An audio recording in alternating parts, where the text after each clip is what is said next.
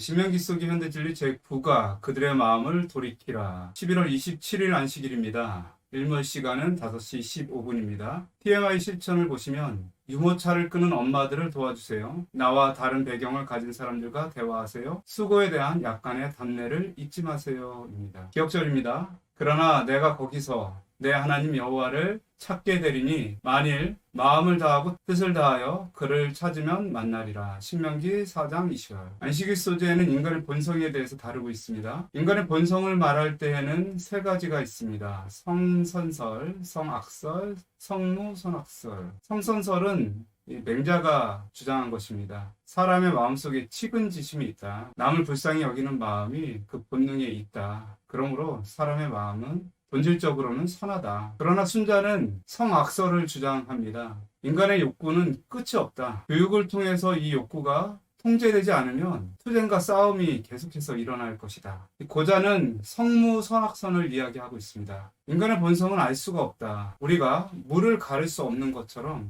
인간 마음속에 있는 선과 악은 구분할 수가 없다. 물이 위에서부터 아래로 흐르는 것처럼 사람의 선도 악도 한쪽으로 기울어질 때 흐르게 되는 것이다. 또한 인간의 본성에 대한 이론은 아니지만 인간 본성의 이중성을 묘사한 소설이 있습니다. 로버트 루이스 스티븐슨이 쓴 지킬 박사와 하이드입니다. 지킬 박사로 대표되는 표면적인 선, 하이드로 대표되는 내면적인 악. 이 선과 악이 우리 내면에서 끊임없이 갈등하고 있다. 그것을 보여주는 소설입니다. 지킬 박사는 존경받는 의사이면서 과학자이며 예절이 바르고 평판이 좋은 사람이었습니다. 그러나 내면 속에는 쾌락을 탐하고 방종하며 비정하고 자기중심적 성향을 가지고 있었습니다. 표면적으로 고귀한 삶을 보여주어야 하는 지킬 박사는 내면적 욕망을 억누르면서 살아갑니다. 그러다가 자신의 이중적 본성을 분리시키는 약을 만듭니다. 내면적 욕망을 실현시킬 하이드로 변신하게 될 수 있게 된 것입니다. 그래서 표면적으로 고귀한 삶을 유지함과 동시에 내면적 욕망을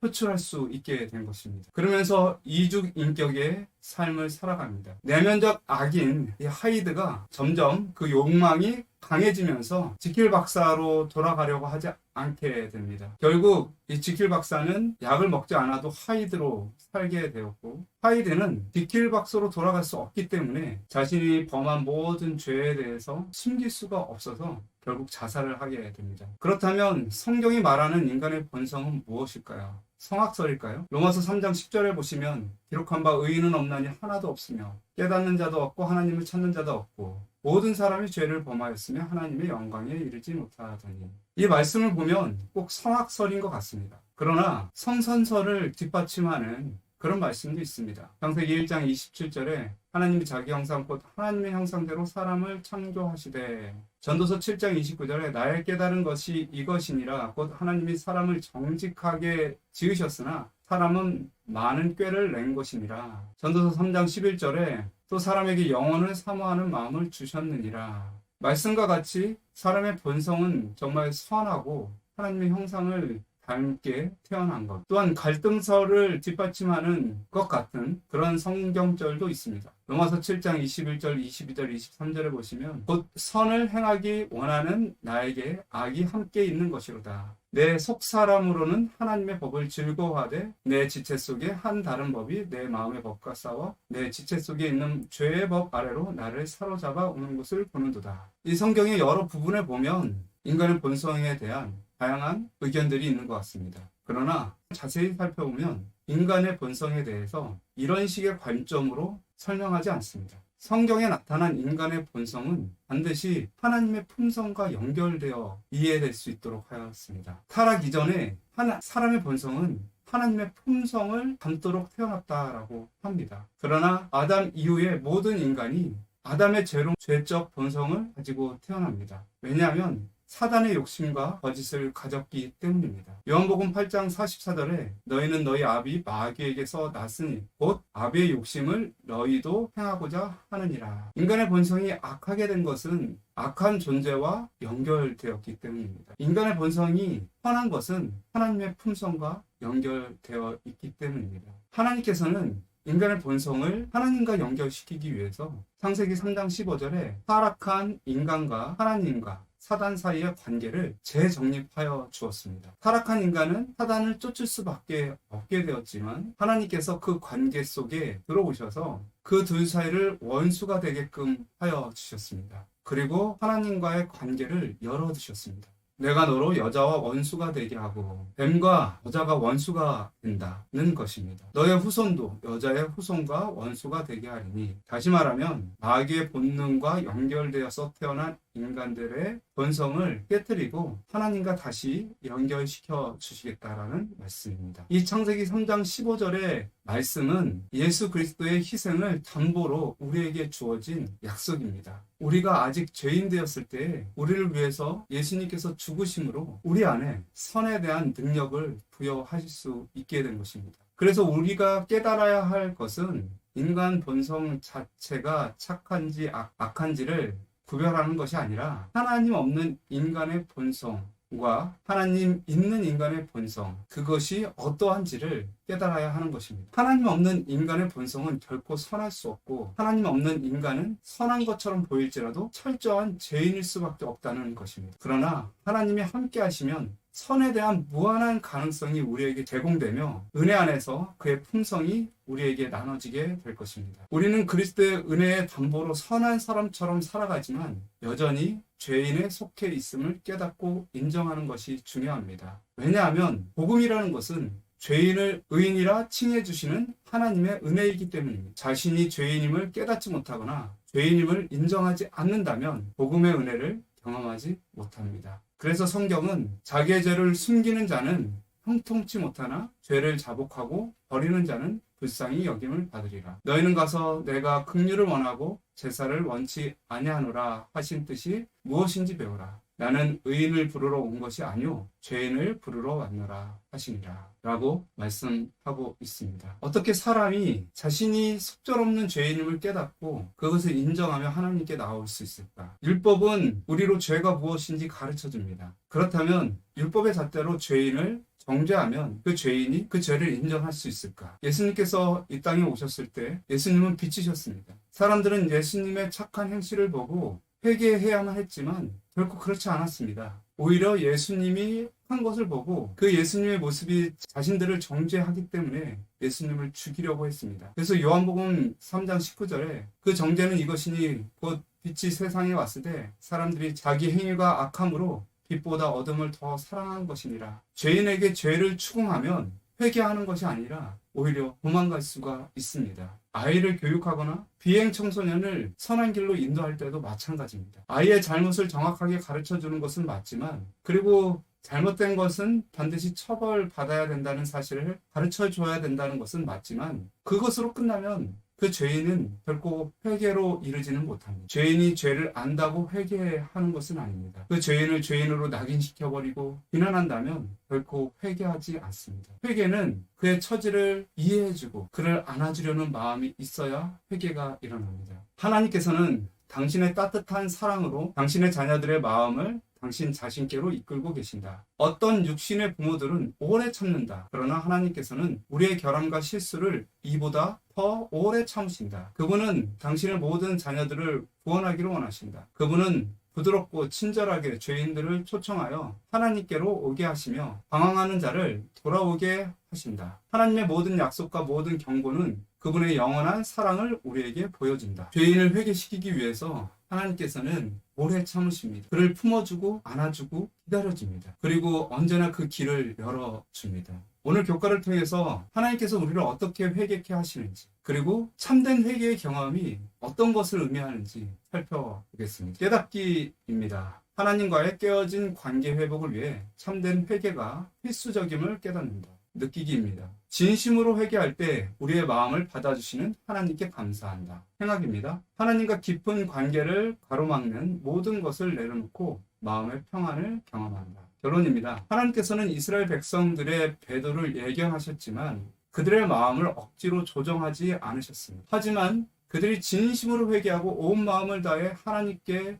돌아오기로 선택한다면 그들을 다시 받아주시고 축복해 주실 것이라고 약속하셨습니다. 그와 동일한 약속이 우리에게도 주어져 있음을 기억하고 참된 회개를 통해 하나님께 돌아오기로 선택해야 합니다. 1월 써줍니다. 미이텐, 간절한 소망. 미이텐은 구약 성경에 나타난 관용구 중에 하나입니다. 미라는 것은 누구를 의미하는 것이고 이테는 줄 것인가, 누가 줄 것인가 라는 뜻입니다. 그런데 이 미텐의 사용 용례는 기대와 소망, 누군가가 무엇을 간절히 원하는 것을 나타낼 때 많이 쓰여집니다. 예를 들어서 출애굽기 16장 3절에 보면 이스라엘 백성들이 출애굽한 후에 광야에서 어려움을 직면했을 때 우리가 애굽 땅에서 여호와의 손에 죽었다라면 좋았을 것을 하면서 그들의 소망을 이야기합니다. 이것이 바로 미이틴입니다. 시편 14편 7절에 이스라엘의 구원이 시온에서 나오기를 원하는도다. 간절한 소망을 이야기하고 있습니다. 이것도 미이틴입니다. 욥기 6장 8절에 나의 소원을 하나님이 허락하시랴. 여기서도 미이틴이 사용되었습니다.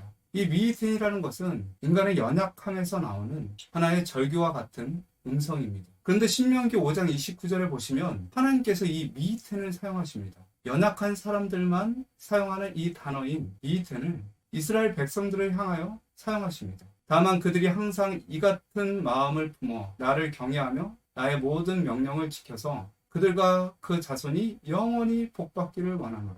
하나님께서 이스라엘을 향하여 복받기를 원한다라고 이야기하고 있습니다. 하나님께서 복을 그냥 주시면 되는데 그들이 복받기를 간절한 소망으로 갈구한다라고 하는 것입니다. 전능하신 하나님께서, 모든 것이 가능한 하나님께서 이렇게 간절한 소망을 가질 필요가 있는가? 하나님이 못하시는 것이 있는가? 하나님은 전능하시지만 사랑의 하나님이십니다. 그러므로 사랑의 대상에게 사랑을 억지로 가져올 수는 없습니다. 사랑에는 자유가 반드시 필요하기 때문입니다. 그래서 하나님께서는 우리 인간을 향하여 억지로 억압하거나 마음을 조정하려고 하지 않습니다. 단지 우리가 하나님을 찾고 하나님께 돌아오기를 간절히 소망하는 것입니다. 자녀를 키울 때 억지로 안 되는 때가 있습니다. 바로 사춘기 때입니다. 초등학교 때까지 순종적이던 아이가 갑자기 부모의 말을 듣지 않고 반항적이거나 간섭하는 것을 싫어하게 됩니다. 그들에게 또 다른 사랑이 필요한 것인데 그것은 바로 자유를 주는 사랑인 것입니다.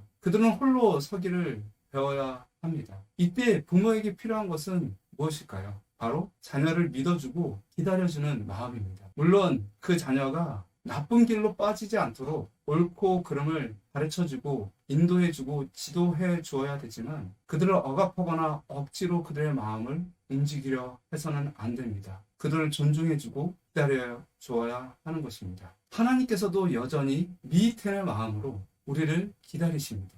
그리고 그 기다리심으로 말미암아 인간이 구원을 받게 됩니다. 베드로후서 3장 15절에 또 우리 주의 오래 참으심이 구원이 될 줄로 여기라. 주의 약속은 어떤 이에 더디다고 생각하는 것 같이 더딘 것이 아니라 오직 너희를 대하여 오래 참으사 아무도 멸망치 않고 다 회개하기에 이르기를 원하시는가. 로마서 2장 4절에 혹 내가 하나님의 인자하심이 너를 인도하여 회개케 하심을 알지 못하여 그의 인자하심과 용납하심과 길이 참으심의 풍성함을 멸시하느냐. 맞습니다. 우리가 회개할 수 있는 것은 하나님의 인자하심과 그분의 오래 참으심으로 말미암은 것입니다. 주님께서는 우리가 복받기를 미iten하십니다. 원하십니다. 그리고 기다리십니다. 이 기다려주는 이 사랑에 우리가 고마워하고 하나님을 향한 우리의 사랑을 표현해야 되겠습니다. 영감의 교훈입니다. 오늘날 하나님께 같은 반역적 불평을 되풀이하는 사람들이 많이 있다. 그들은 사람들로부터 선택의 자유를 빼앗는 것은 그들에게서 지적 존재로서의 특전을 박탈하는 것이며 그들을 단순한 자동 인형으로 만든다는 것을 알지 못한다. 의지를 강제하는 것은 하나님의 목적이 아니다.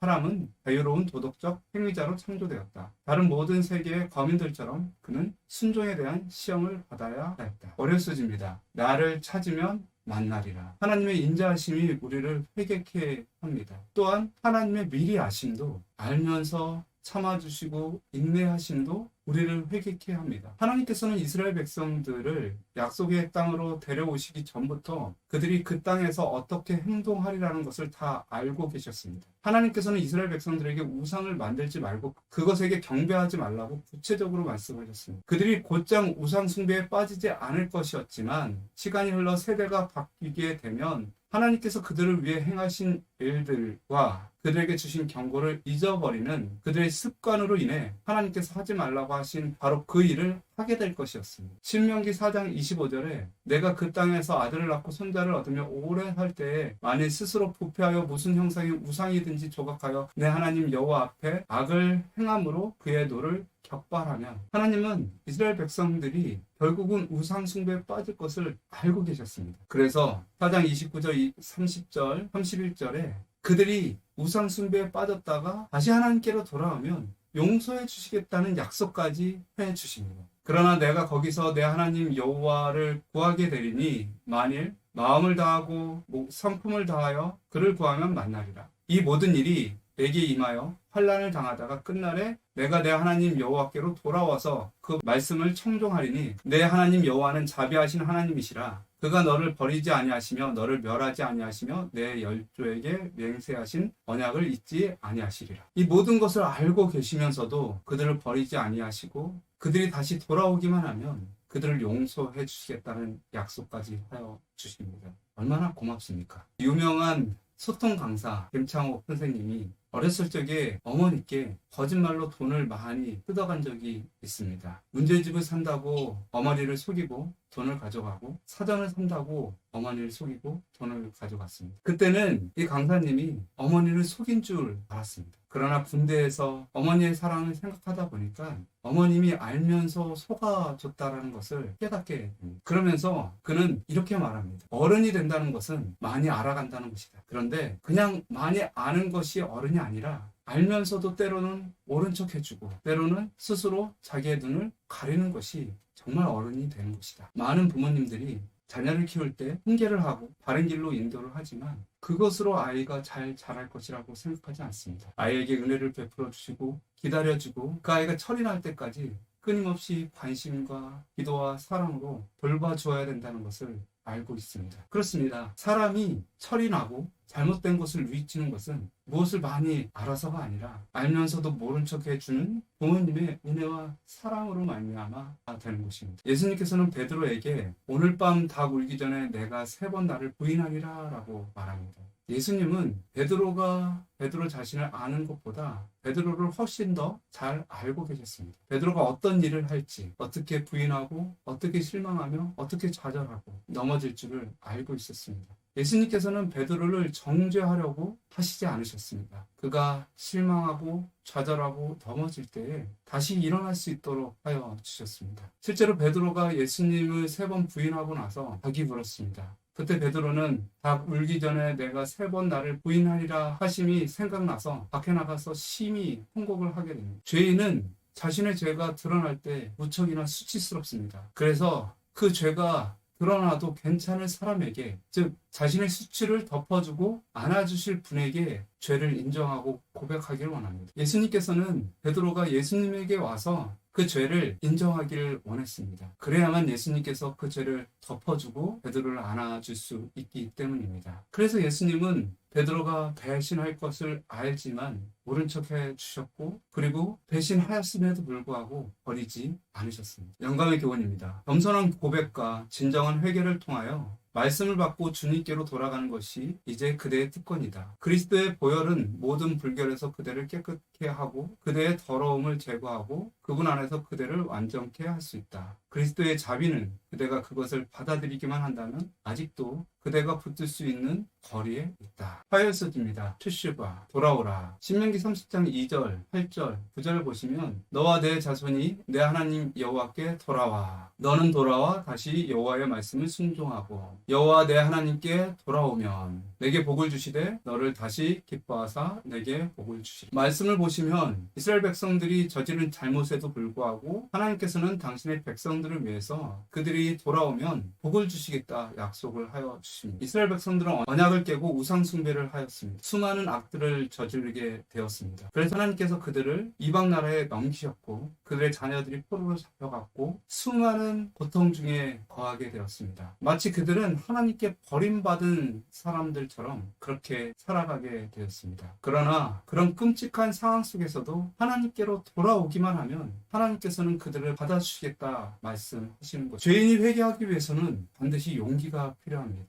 한 아이가 엄마 몰래 지갑을 훔치다가 꽃병을 떨어뜨려 깨뜨리고 그리고 그 꽃병에 자신의 발이 찔려 큰 상처를 입게 되었습니다. 이것이 들키지 않도록 그 발을 꽁꽁 싸 묶었습니다. 그리고 아무 일도 없던 듯이 그렇게 생활하였습니다. 하루가 지나고 이틀이 지나고 3일이 지납니다. 그런데 발은 점점 부어오르는 것입니다. 그 발이 이제는 너무 아파 견딜 수가 없게 된 것입니다. 이 아이는 이제 용기를 내서 그 부모에게 그 모든 일들을 고백해야만 했습니다. 그러나 용기가 나지 않았습니다. 그때 이 부모님이 그 아이에게 네가 어떤 일을 했더라 나한테 이야기만 해줘라. 그러면 내가 그것을 용서해 주겠다. 부모님이 열린 마음으로 그 아이를 달랠 때 그 아이는 용기를 가지고 부모님에게 그 모든 사실을 이야기할 수 있게 됩니다. 우리가 회개할 수 있는 이유는 우리가 아무리 악한 상황에 있었을지라도 아무리 절망적인 상황에 있을지라도 하나님께로 돌아가기만 하면 하나님께서 받아주신다는 그 약속이 있기 때문입니다. 그 약속이 있기에 우리는 용기를 가지고 회개할 수 있는 것입니다. 영감의 교훈입니다. 일어나서 그대의 하늘 아버지께로 돌아가라. 그리하면 그분은 멀리까지 나와서 그대를 영접하실 것이다. 만일 그대가 회개하고 그분을 향해 한 걸음만 내디딘다 해도 그분은 재빨리 무한하신 사랑의 팔로 그대를 안아 영접하시고 그분의 귀는 통회하는 자의 부르짖음을 듣기 위해 열려있다. 하나님을 사모하는 생각이 싹 트는 그 순간에 그분은 그것을 아신다. 수혈소지입니다. 온 마음을 다해. 그들은 하나님께로 돌아와 온 마음을 다해 하나님께 순종하기로 선택해야 했습니다. 신명기 30장 2절 6절에 보시면 너와 내 자손이 내 하나님 여호와께로 돌아와 내가 오늘날 내게 명한 것을 온전히 따라서 마음을 다하고 성품을 다하여 여호와의 말씀을 순종하며 내 하나님 여호와께서 내 마음과 내 자손의 마음에 할례를 베푸사 너로 마음을 다하며 성품을 다하여 내 하나님 여호와를 사랑하게 하사 너로 생명을 얻게 하실 것이며 그들이 하나님께로 돌아오기만 한다면 하나님께서는 그들의 마음을 새롭게 하여 주시고 하나님을 사랑하게 하사 생명을 얻게 하여 주신다 약속하십니다. 우리를 회개케 하시는 하나님의 음성을 보고 우리가 마음을 다하고 성품을 다하여 하나님께로 돌아오기만 한다면 우리는 하나님의 사랑 안에서 하나님의 뜻에 순종하는 것이 참으로 행복한 길임을 깨닫게 될 것입니다. 옛날 어느 도시에 소문난 효자가 살고 있었습니다. 그 도시 효자는 시골에 이름난 효자가 있다는 소문을 듣고 찾아갑니다. 시골 효자의 집은 오래된 초가집이었는데 조금 기다리니 한 젊은이가 나무 한 짐을 지고 들어왔습니다. 그러자 부엌에 있던 노모가 불이 나게 뛰어나와 아들의 나무 짐을 받쳐 내려놓았습니다. 그리고는 황급히 뛰어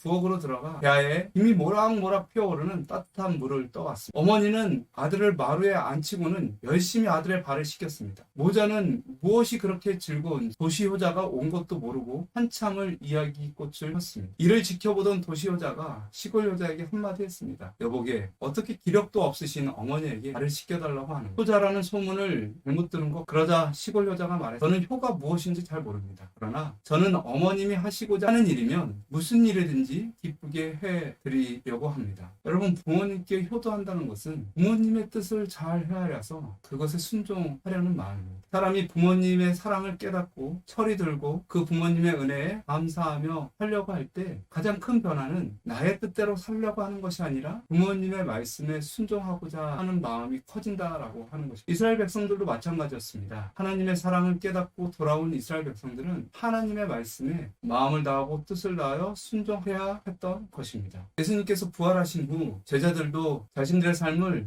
회개하였습니다. 제자들은 약속이 성취되기를 기다리면서 참된 회개로 그들의 마음을 겸비하게 하고 그들의 불신을 자복하였다. 그들은 구주를 오해한 자신들을 책하였다. 그리스도의 경이로운 생애의 장면들이 마치 행렬처럼 그들 앞에 스쳐 지나갔다. 그들이 그분의 순결하고 거룩한 생애를 명상할 때에 만일 그들의 생애로 그리스도의 품성의 아름다움을 증거할 수만 있다면 너무 힘들어서 하지 못할 수고나 너무 커서 못할 희생이 없다는 것을 느꼈다. 만일 그들이 주님을 다시 볼 수만 있다면 얼마나 깊이 주를 사랑하는지를 보여드리고자 얼마나 열심히 노력하였을 것인가. 참된 회개란 바로 이런 것. 죄에서 돌이켜서 우리를 사랑하시는 그분을 향해서 모든 것을 바치는 것이 참된 회개인 것입니다. 영감의 교훈입니다. 매일 주님을 찾는 가운데 회개하고 하나님 안에서 영적 선택을 자유롭고 즐거운 마음으로 하며 그분의 영광스러운 초청에 기쁜 마음으로 응하여 그리스도의 멍에 곧 순종과 봉사의 멍에를 맨다면 모든 불평이 없어지고 모든 어려움이 제거되며 현재 직면하고 있는 모든 복잡한 문제가 해결될 것입니다. 목요소지입니다. 회개하고 변화를 경험하라. 마태복음 3장 2절에 회개하라 천국이 가까웠느니라. 3장 8절에 그러므로 회개에 합당한 열매를 맺고. 침례 요한의 기별입니다. 마가복음 1장 15절에 가라사대 때가 찼고 하나님의 나라가 가까웠으니 회개하고 복음을 믿으라 하시더라. 예수님의 기별 역시 회개하라는 말씀입니다. 이것은 하나님께 돌아오라는 말씀이고요. 변화를 경험하라는 말씀입니다. 하나님 없는 삶은 죄적 본성으로 가득한 삶입니다. 거기에는 선이 없습니다. 주님께서는 우리에게 선한 길을 보여주시며 그 죄된 길에서 떠나 하나님께로 돌아오기를 원하십니다. 그분은 기다리시며 안아주시고 받아주시는 사랑으로 죄인들을 초청하십니다. 사도행전 2장 37절에 베드로가 유대인들에게 예수님을 십자가에 못 박은 것에 대한 책임을 물었을 때 그들 반응이 나와 있습니다.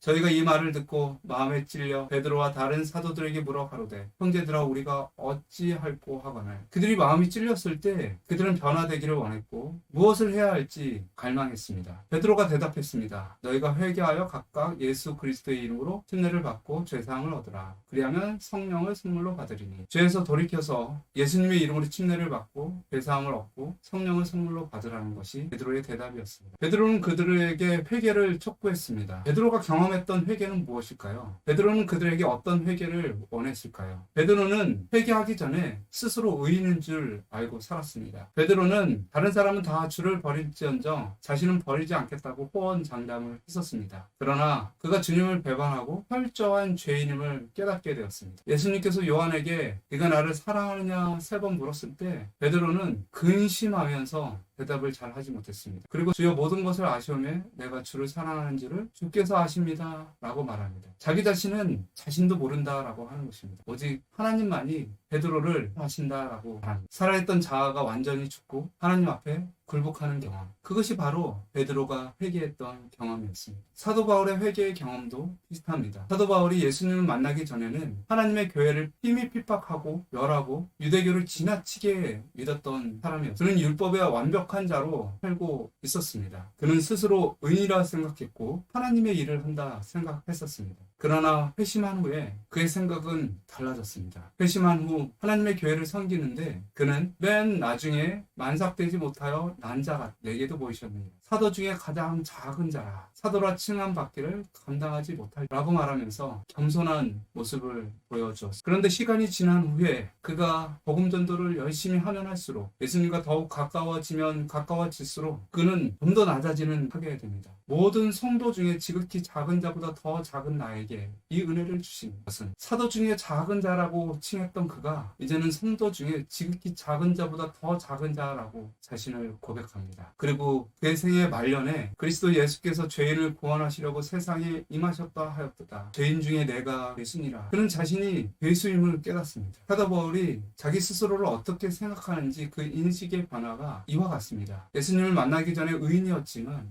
예수님을 만나 하나님의 사역을 하는 중에 사도 중에 작은 자였고 사역이 깊어지면 깊어질수록 성도 중에 지극히 작은 자. 그가 말년에 자신의 인생을 돌아볼 때 죄인 중에 괴수라는 말을 하게 됩니다. 우리가 예수님께 가까이 가면 갈수록 우리는 의인에서 죄인으로 자아는 사라지고 점점 깨어져서 무가치함을 경험하게 됩니다. 마음은 비워지고 자신의 모든 생각과 뜻이 포기되면서 완전한 굴복의 상태로 변화되게 됩니다. 이것이 진정한 회개의 과정입니다. 영감의 교훈입니다. 개혁이 따르지 않는 회개는 참된 회개가 아니다. 그리스도의 의는 자복하지 않고 버리지 않은 죄를 덮는 외투가 아니다. 품성을 변화시키고 행동을 제어하는 것이 행위의 원칙이다. 거룩함이란 하나님께 전체를 바치는 것이며 마음속에 있는 하늘의 원칙에 마음과 생애를 완전히 입종시키는 것이다. 금요일서지입니다. 그리스도인의 경험 가운데서 전진하는 매 발걸음마다 우리의 회개는 더욱 깊어지게 될 것이다. 그때 너희가 너희 악한 길과 너희 불선한 행위를 기억하고 너희 모든 죄악과 가증한 일을 인하여 스스로 믿게 보리라. 고 하신 말씀은 주님께 용서함을 받은 사람들, 곧 주께서 당신의 백성으로 인정하신 자들에게 하신 말씀이다. 그때 우리의 입술은 자신을 자랑하지 않을 것이다. 우리는 오직 그리스도 안에만 만족이 있다는 것을 알게 될 것이다. 우리는 내 속 곧 내 육신에 선한 것이 거하지 아니하는 줄 아노니는 사도의 고백을 우리 자신의 고백으로 삼을 행복할 것이다. 우리가 이렇게 죄인으로 발견되어도 행복할 수 있는 이유는 하나님의 안아주심과 받아주심이 있기 때문입니다. 우리가 회개할 수 있는 용기를 갖는 것은 하나님의 인자하심이 우리와 영원히 함께하기 때문입니다. 우리가 점점 예수님께 가까이 가면 갈수록 우리는 죄인으로 발견되지만 하나님의 인자하심과 하나님의 사랑은 우리를 온전히 받아주십니다. 그 사랑에 우리가 온전히 굴복되고 우리의 삶과 목숨과 마음과 뜻을 드리게 되었으면 좋겠습니다. 묵상하심으로 기도를 마칩니다.